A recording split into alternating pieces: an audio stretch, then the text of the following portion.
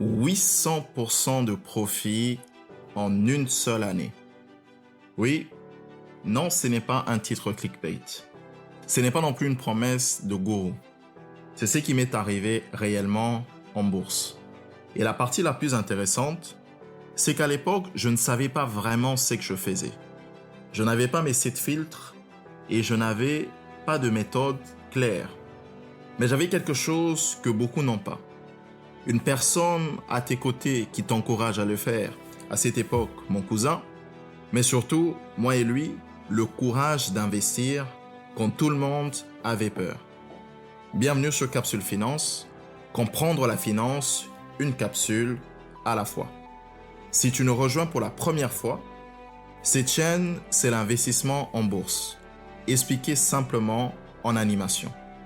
On parle des actions, des ETF, des cryptos et aussi des livres qui sont pour moi incontournables lorsqu'on veut réussir en bourse. Si tu suis la série depuis le début, tu vas enfin découvrir l'histoire que j'ai teasée depuis la vidéo 4. Comment j'ai fait 800% de profit en une année. Et surtout, pourquoi j'ai fait 800% de profit en une année. Ce n'est pas un conseil financier, mais c'est mon histoire personnelle et les leçons que j'en ai tirées. Pour comprendre cette histoire, il faut d'abord comprendre le contexte. C'est parti. Le contexte de mes 800% en une année se situe ou se retrouve en 2020. Nous sommes en 2020 et le monde entier est en état de choc.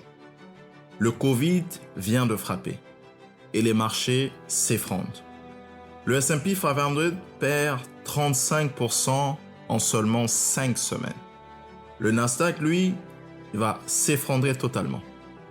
Tout est rouge et les gens paniquent et vendent. Et moi, avec mon cousin, on regardait les marchés baisser et on se posait la question que peu de gens se posaient à l'époque. Est-ce que c'est le moment d'acheter?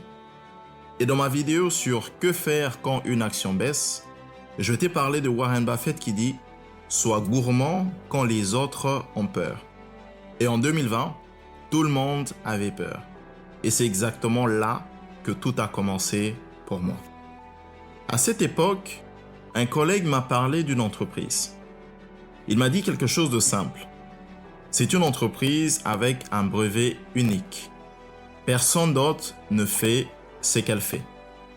Et le marché ne l'a pas encore vraiment découverte. À l'époque, je ne connaissais pas encore le concept de moat. Je ne savais pas que Warren Buffett appelait ça un fossé compétitif. Mais instinctivement, j'ai compris que cette entreprise avait quelque chose de rare. Je sais que cette entreprise faisait. Elle opérait dans un secteur industriel très spécifique, avec une technologie brevetée que personne d'autre ne possédait, et surtout dans un marché de niche qui est en pleine croissance. Si j'avais mes 7 filtres à l'époque, voilà ce que j'aurais vu. Le premier filtre, le marché est en croissance. Le deuxième filtre, les concurrents sont là, mais un peu quasi inexistants sur sa niche. Et surtout le troisième filtre, l'avantage compétitif, un brevet unique, un moat solide. Et c'est tout ce que je savais à l'époque. Les autres filtres, je les avais jamais vérifiés. J'avais investi sur une information, pas sur une méthode complète. Mais parfois, la chance sourit à ceux qui osent. Donc bref, j'investis. Nous sommes en 2020. Tout est rouge. Le timing était juste parfait, même si je ne le savais pas encore vraiment. J'ai acheté mes premières actions à 35 centimes, soit 0,35 couronnes suédoises. Donc 35 centimes par action. Une micro-cap que personne ne regardait encore. Et surtout dans un marché complètement paniqué. Dans ma vidéo des 7 filtres, je t'ai parlé des triggers. Ces événements qui peuvent faire bouger une action. Et là, il y avait un trigger qui circulait. Une rumeur. Un gros investisseur s'intéressait à l'entreprise. Le marché ne savait pas encore qui c'était. Le marché ne savait pas encore combien d'argent cet investisseur allait mettre dans la compagnie. Mais les rumeurs circulaient et l'action commençait déjà à bouger. Quelques semaines plus tard, juste après mon investissement, la rumeur est devenue réalité. Un géant mondial annonce officiellement qu'il investit 20% dans l'entreprise. Et là, l'action explose. Avant de te révéler qui est cet investisseur géant et surtout le nom de cette entreprise mystérieuse, si cette histoire te parle et que tu veux voir les prochaines analyses sur la chaîne, abonne-toi à Capsule Finance maintenant. Le bouton il est juste en bas et active aussi la cloche pour ne rien rater. On continue. Cet investisseur géant, c'était Michelin. Oui, Michelin, le fabricant de pneus, l'un des leaders mondiaux de l'industrie. Michelin investit 20% dans cette petite entreprise suédoise. Et là, tout s'emballe. Les forums boursiers s'enflamment. Michelin va les racheter complètement. C'est une eau pas hostile. L'action va faire x5. Ainsi de suite. Et le marché adore ce genre de rumeurs. Et rappelle-toi ce que j'ai expliqué dans ma vidéo sur les erreurs à éviter. Buy the rumor, but sell the news. Le marché monte sur les rumeurs, mais pas sur les confirmations. Et c'est exactement ce qui s'est passé. L'action montait et les rumeurs sur un rachat complet faisaient grimper le prix. Les investisseurs achetaient dans l'espoir d'une OPA. Et moi, je regardais tout ça et moi, j'attendais le bon moment pour vendre. Puis le jour est finalement arrivé. Michelin a officiellement défini le partenariat. Les détails étaient clairs. 20% d'investissement, un partenariat technologique, pas de rachat total, pas d'OPA. La rumeur d'un rachat complet, elle venait juste de mourir officiellement. Et là, j'ai appliqué sans le savoir le principe le plus important de ma vidéo sur les erreurs à éviter. Buy the rumor, sell the news. Et la news était sortie. Les détails étaient connus. L'incertitude qui faisait monter le prix avait totalement disparu. Et j'ai vendu à 2,8 couronnes suédoises. Souvenez-vous, j'avais acheté à 0,35 et là je vends à 2,8. Ça semble être des chiffres faibles, mais en pourcentage, c'est 800% de profit. Et l'action, elle a commencé à corriger peu après. Ceux qui avaient acheté sur la rumeur d'OPA se retrouvaient coincés.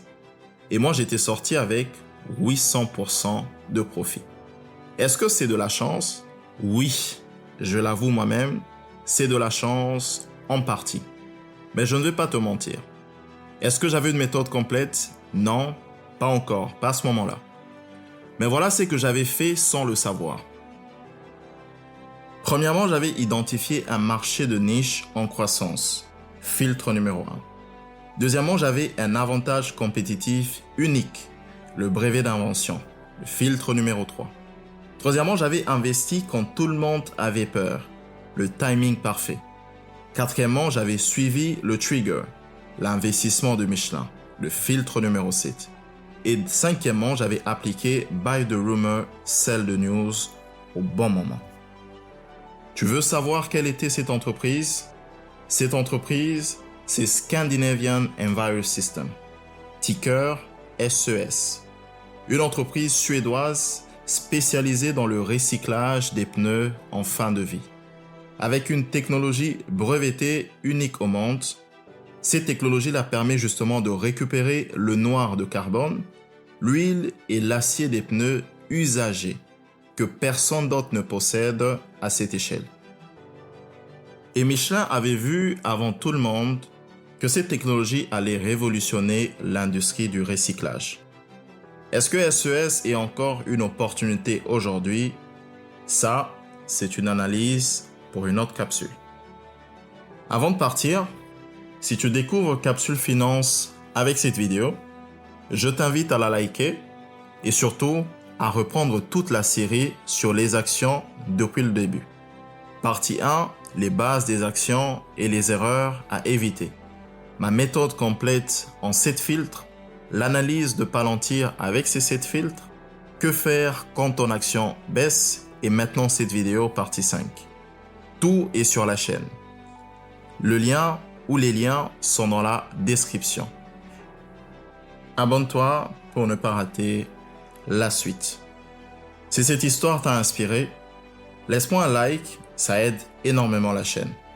Abonne-toi à Capsule Finance si ce n'est pas encore fait et dis-moi en commentaire, est-ce que toi aussi tu as déjà investi sur une rumeur?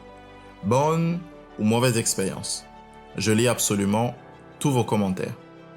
À la prochaine capsule.